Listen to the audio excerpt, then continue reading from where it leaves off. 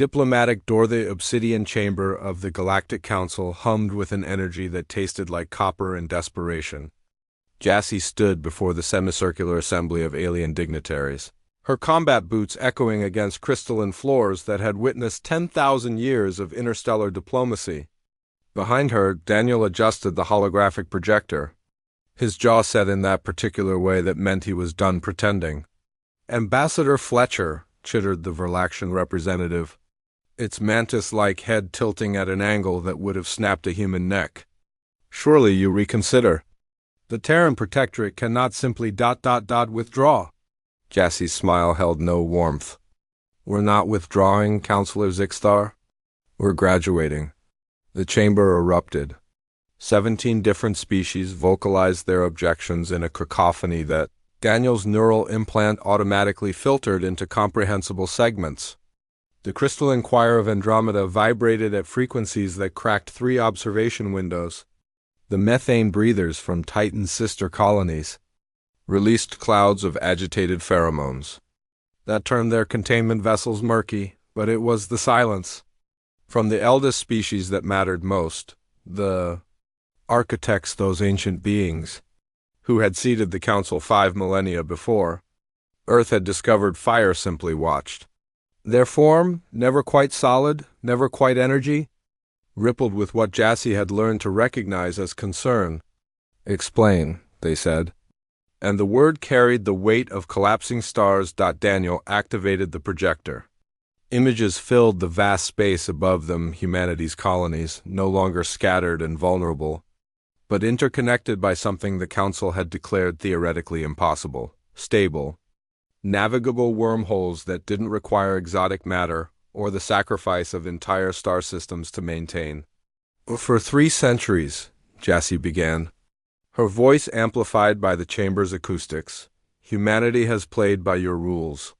We've accepted trade sanctions when our colony ships approached protected systems that sat empty for 10,000 years.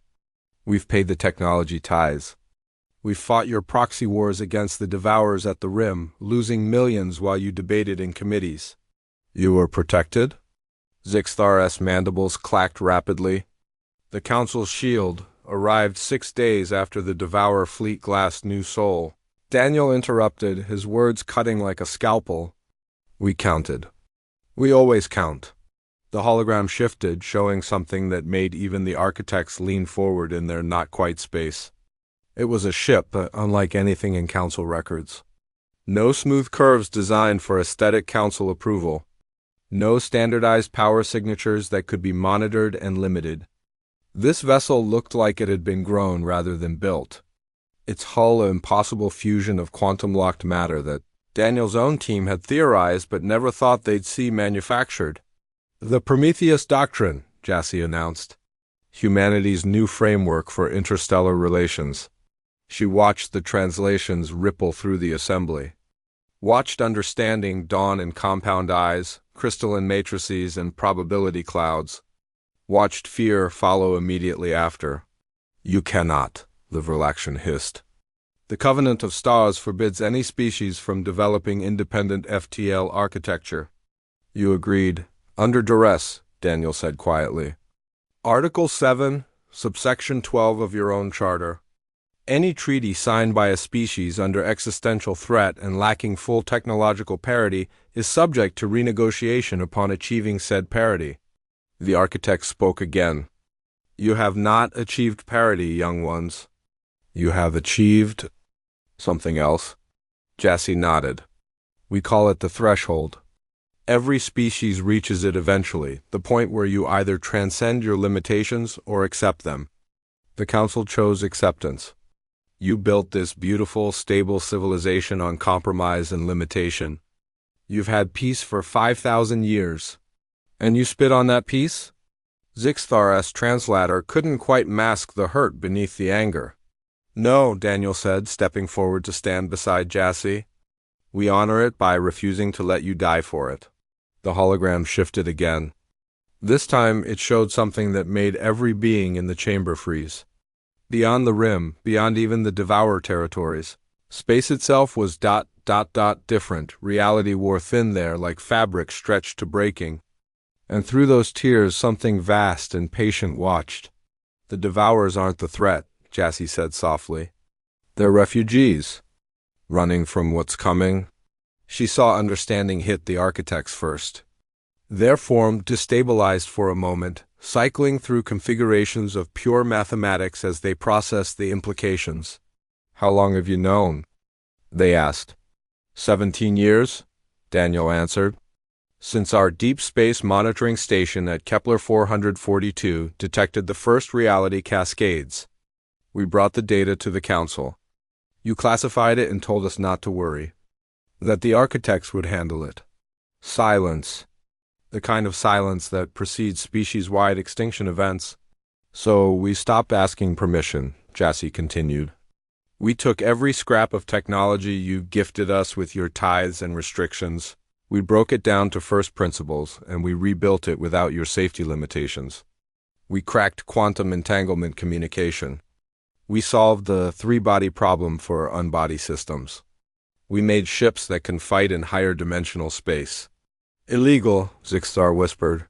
Necessary, Daniel countered. Because when that thing on the rim comes through, your council ships with their standardized weapons and committee-approved tactics will last exactly 43 seconds. We ran the simulations. 8,000 times.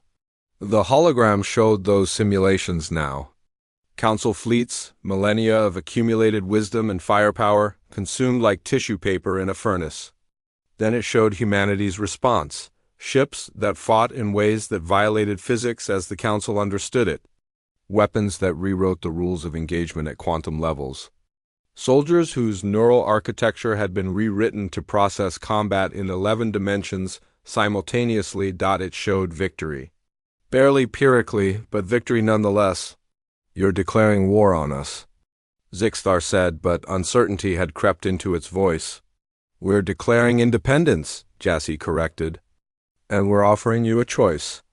Join us in preparing for what's coming as equals and allies? Or continue your committees and protocols, and when the rim breaks, humanity will remember who stood with us. She paused, then added, and who we have to save in spite of themselves. The architects rippled again. And for the first time in recorded history, they laughed. It sounded like stars being born. Clever children, they said. You have forced our hand by making yourselves indispensable. This is not diplomacy. No, Daniel agreed. It's survival. Yours and ours. The vote took 6 hours. When it was done, the council had been fundamentally restructured. Humanity didn't join as another member species. They became something new, the vanguard, the species that had looked at cosmic horror and decided it was merely an engineering problem with insufficient data. As Jassy and Daniel left the chamber, Zixtar approached them, mandibles drooping in what passed for a Verlaxian smile. I hate you both, it said pleasantly. But I will fight beside you when the rim breaks. That's all we've ever asked for, Jassy replied. Above them, through the dome of the council chamber, they could see the stars. Beautiful, ordered, and utterly doomed unless someone was brave enough or foolish enough to close every diplomatic door and kick down the ones that mattered. Humanity had always been good at kicking down doors.